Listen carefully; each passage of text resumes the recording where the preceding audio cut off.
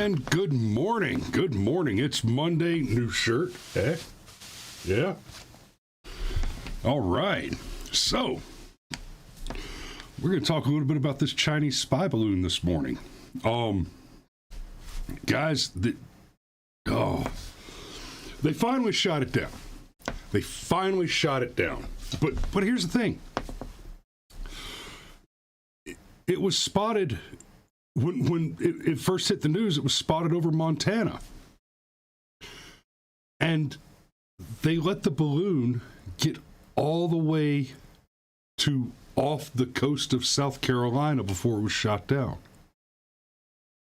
Okay, we knew from the rip that this was a Chinese balloon, and the Chinese government said, "Oh well, it's a civilian-owned unmanned." No, unmanned aircraft from China. I don't care. If you want to fly foreign intelligence assets, civilian or otherwise, you ask. If you are coming from outside of the United States and you're flying surveillance equipment over the U.S. nuclear arsenal, no. Just no. The fact that the balloon was not shot down the moment that its trajectory was determined to cross the nuclear arsenal, that was a betrayal. An absolute betrayal of the administration and its oaths of office and its explicit responsibility to defend the sovereignty of our borders and the national security. Now, we have long discussed that, that old Billy Bob, that old Joe Biden is essentially a Chinese asset. And I hate making these comparisons. I hope we can get past it someday, but we need to go back for just a second to the Russia hoax with Donald Trump.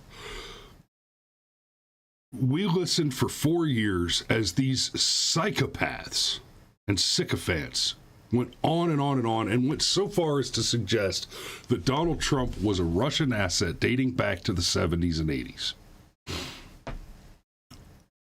But then we were forced at gunpoint to spend millions of dollars on an illegal investigation. And I say that advisedly. I want you guys to go back and remember, at the beginning of the Russia hoax, it was put forward and initiated as a counterintelligence investigation. Right? Meaning that they began by stating that the assumption is that Russia is conducting intelligence operations, and therefore it is reasonable and lawful, right? That was the argument, and lawful, that an investigation be conducted into that. And then that got transmogrified through the use of the Steele dossier, and what we now know uncontrovertibly to be the case, illegally acquired FISA warrants to conduct unlawful, unconstitutional spying on not just a candidate for the presidency, which he was at the time of that it all began, not just the president-elect, which he was at some point during the investigation, but all the way up to and including the majority of the tenure of Donald Trump as the actual president. And throughout all of that, they kept suggesting that he was a Russian spy, a Russian intelligence asset. Not just that Russia stole an election for Donald Trump, but that he was actually, essentially, an employee of the Russian government. We now know that there was literally never any evidence to corroborate that claim. And in fact, all of the evidence that was presented, and I use that phrase in scare quotes because you can't forget going back to not Schumer, the other one, Schiff. going all the way back to Adam Schiff, he kept saying, I have the evidence exists, we just can't show it to you yet because it's classified. It turns out that was always a lie. That was never not a lie. And I don't mean that was a mistake he made or he was incorrect in his assertion. No, at no point did Adam Schiff make that assertion without that it was untrue knowledge which he intentionally spake, knowing the negative truth value of the claim. Fast forward to Joe Biden. We had, before the election, the Hunter Biden laptop, which, and remember, when we say we had it before the election, when the New York Post broke the story of the Hunter Biden laptop and it was suppressed by Twitter, right, that event occurred right before the election, a sort of October surprise, a bit of political gamesmanship.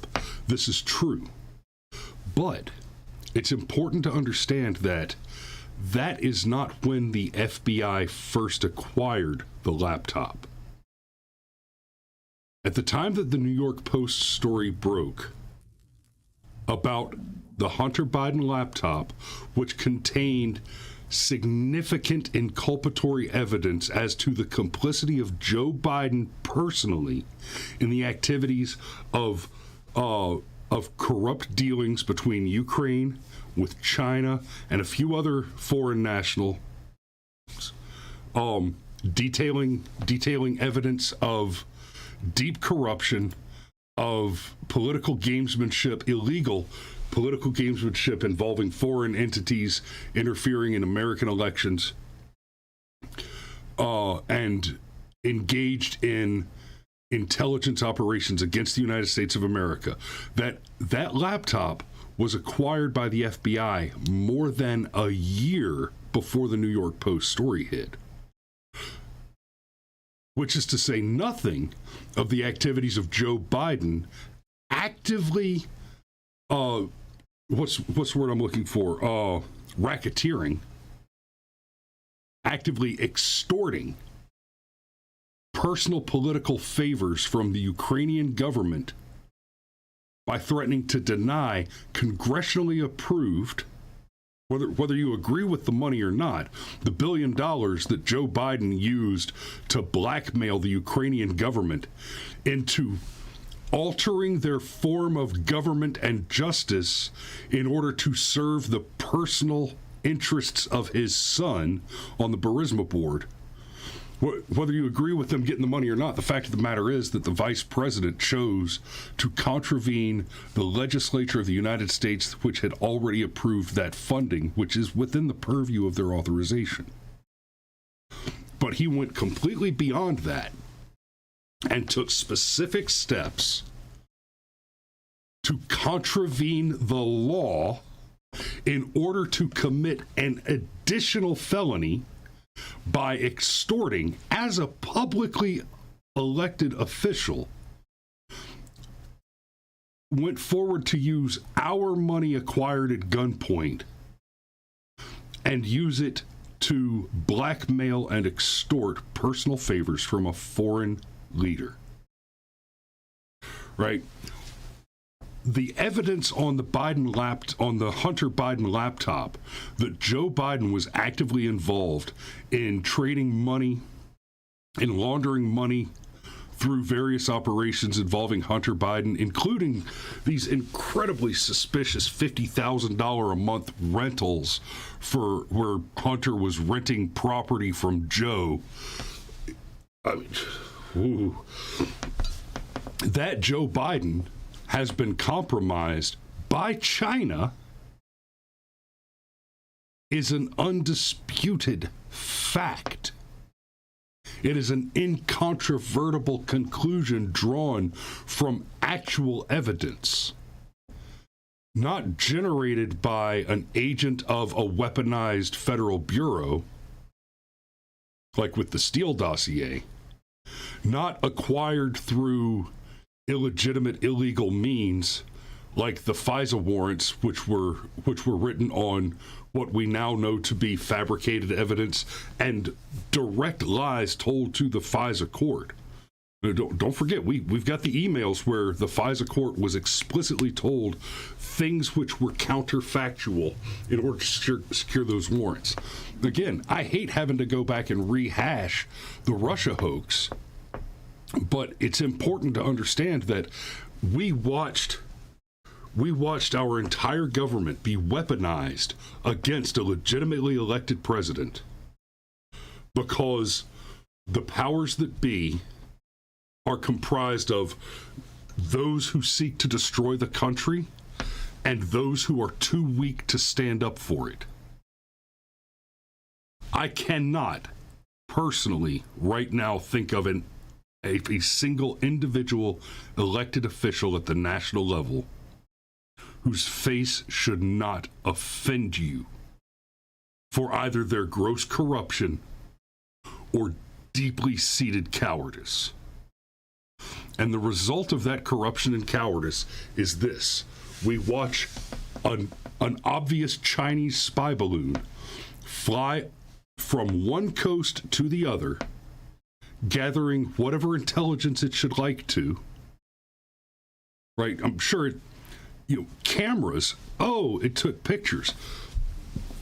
Couple things here. There is an incredible amount of information that you can parse from simple imagery. You would be amazed at what we can actually figure out from just photographs. Often what isn't there is as telling as what is. But that's assuming that we're talking about a balloon that carries only cameras, that it's not carrying any other equipment, infrared, any other calculating equipment that's going to conduct site surveys, which include the generation of orthomosaic images used to create three-dimensional models of tactical spaces, all the way up to and including LiDAR-guided telemetry. The amount of information that a platform such as one of these giant spy balloons can gather and generate is staggering. And we allowed it to simply fly all the way across the country.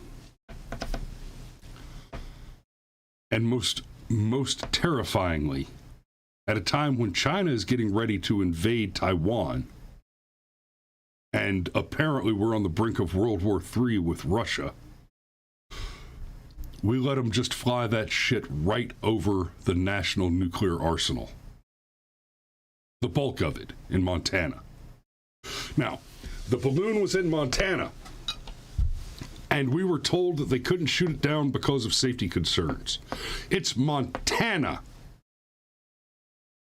The reason the nuclear arsenal is there to begin with is because there's like 4 people in the state. They could run at each other and not bump. You could not ask, unless you've got intelligence that there are warheads on the balloon ready to destroy the national nuclear arsenal, which may be the case. We don't know, but there's nothing, nothing to suggest that has been released. And you don't have to pop it right over the nuclear arsenal. You let it get out into one of the open spaces. But it's Montana. It's 4 dudes, the nuclear arsenal, and cattle. Like, that's the thing.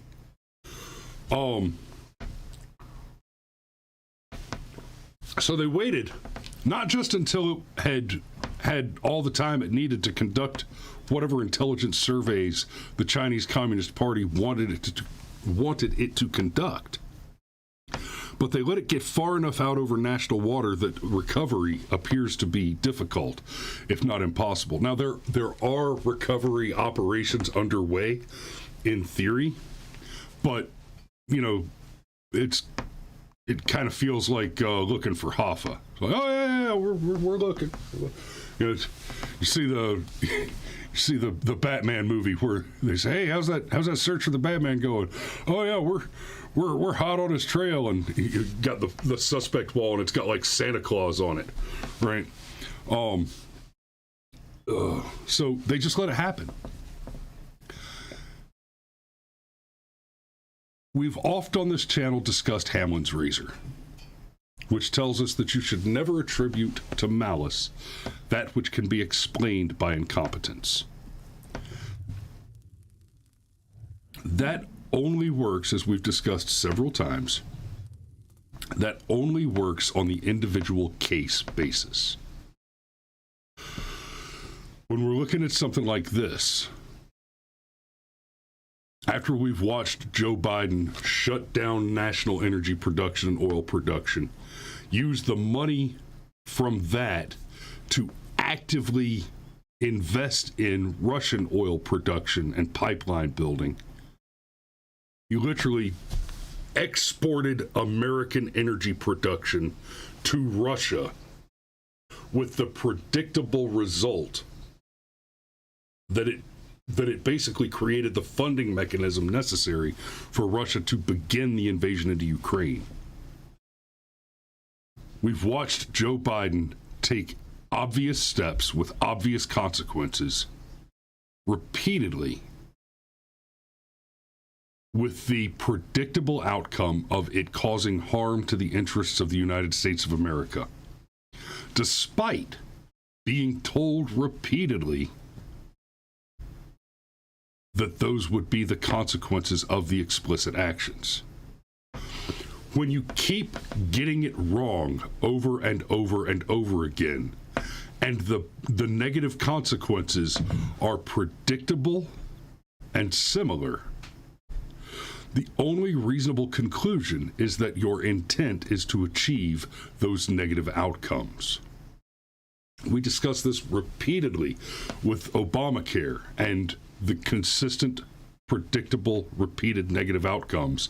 And then we got Gruber on tape saying, yeah, that was the plan. The whole point to Obamacare to begin with was to create a national health system that would cause so much damage to the existing healthcare industry that it would force a national health service type of total universal health care. That was the plan. Right? We have that from the horse's mouth. Likewise, if we keep watching the president do the wrong thing over and over and over again and get the predictable result over and over and over again, the only reasonable conclusion is that the intent is the predictable negative result. The Chinese spy balloon was not allowed to cross over the United States because Joe Biden doesn't know what he's doing. It was allowed to cross over because he was told to allow it. Because the obvious negative outcome is the intended objective. Unicorn Blood says, China's good if you get it right, like when Trump was in office, he got the U.S. relationship with China perfect. I'm almost right there with you. I wouldn't say quite perfect. There's a lot of minutia to go into there, for which I do not have remaining time. The U.S.-China relationship under Trump, however, was dramatically better than what we have right now. Dramatically better. So I'm gonna share this video with you real quick, and I mean we can be happy, I guess, that the balloon got shot down. There it is. Guys, we used Zeppelins like this in Afghanistan. We would anchor them over company outposts and use them for general surveillance, and they were very effective, very useful. And I'm telling you, the intelligence gathering platforms connected to a slow-moving Zeppelin like that are incredibly effective and incredibly useful. One of my favorite things to do while I was downrange is after a big gunfight, after a big siege type of thing, we'd go and watch the replay with popcorn. It was awesome. You know, I never got tired of watching Muhammad Faiz blast torsos out from between people's shoulders with his RPG-7. Whoa! Every time he pulled that trigger, whoa! Loved watching the replay on those. So, I mean, and that, as far as I'm concerned, that's what those Zeppelins are for, man. So, I'm going to go ahead and put a pin in it here. I had a couple articles pulled up that I might have gotten to, but I think I've pretty well covered the subject. The fact is that when you look at what the Biden administration did by just allowing this to happen, it is unreasonable not to come to the conclusion that the obvious negative consequences of the bad decision making are not the consequences of incompetence. They are the consequences of directed, intelligent malice. So that's the show for today, guys. I'm sorry I wasn't funny this morning. I've been kind of stewing on this one all weekend, and it just breaks my heart as an old spook myself to watch Biden fuck this stuff up, because this national security, believe it or not, is important. It actually does matter. But that's not something. It's not that the administration doesn't understand that. It's that they do understand that, and they've sold it. They're actively selling it. I'll try to be funny tomorrow, guys. Thanks for joining me for a cup of coffee this morning. This episode brought to you by Chock full of Nuts and Biscoff, because fat boys need snacks. And I love you, and I'll see you tomorrow.